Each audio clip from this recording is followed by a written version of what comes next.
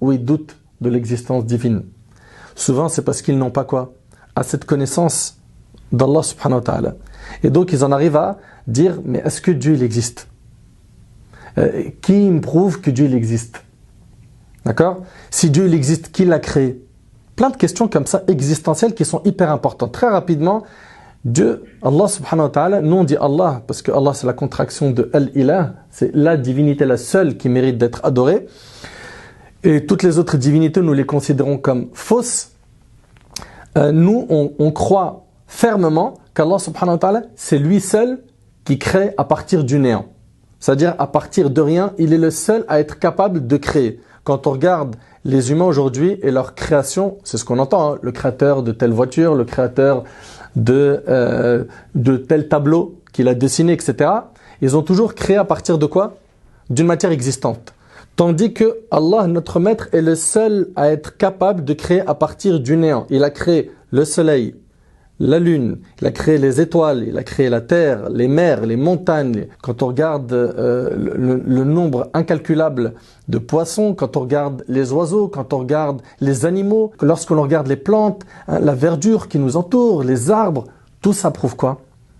Que cette création a forcément un créateur.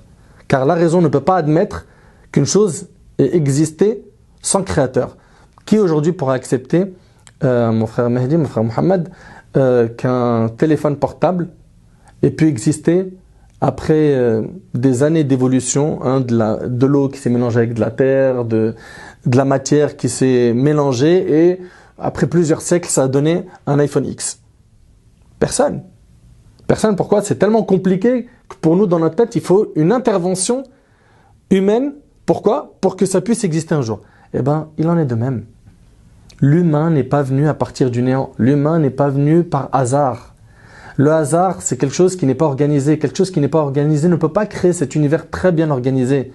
Nous ne pouvons pas provenir de la nature. La nature est quelque chose qui n'a pas la raison. Comment quelque chose qui n'a pas la raison peut créer des êtres doués de raison, à savoir nous, alors que nous-mêmes, on est incapable de créer une mouche à partir du néant. Il faut s'arrêter un instant et se poser les bonnes questions. D'où je viens? Qui suis-je? Nous sommes des créatures créées par Allah Azza wa Jal. On sait dans l'histoire qu'Allah subhanahu wa ta'ala a commencé la création des humains par la création de notre père Adam. Paix sur lui, alayhi salam. Puis, il a créé par la suite Hawa, comme on le sait, n'est-ce pas? Ils ont peuplé la terre par la suite, après être sortis du paradis, et on l'entend, nous sommes des fils d'Adam. Certains pourraient se dire, mais si on est des descendants du prophète Adam, comment se fait-il qu'il y a parmi nous des blancs, des noirs, des gens qui sont mat de peau, etc. Un élément de réponse par rapport à ça, mon frère Mohamed?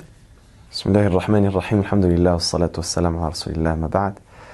L'élément de réponse à ce sujet, il a été donné par le prophète alayhi salatu wassalam, qui est dans un hadith dans lequel il rapporte que lorsqu'Allah subhanahu wa ta'ala a créé Adam, il a envoyé un ange dans le paradis pour prendre de chacune des terres du paradis.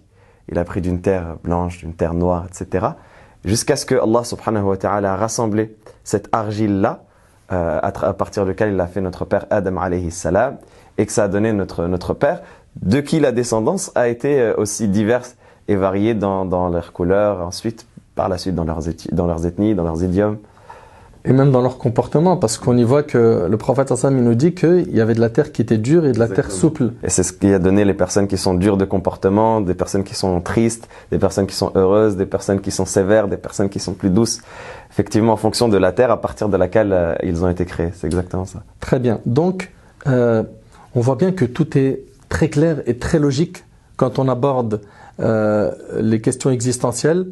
Avec quoi? Avec le livre d'Allah et la sunna du prophète alayhi salatu wassalam. On n'a pas été créé pour rien, mon frère Mehdi. On a un objectif sur terre.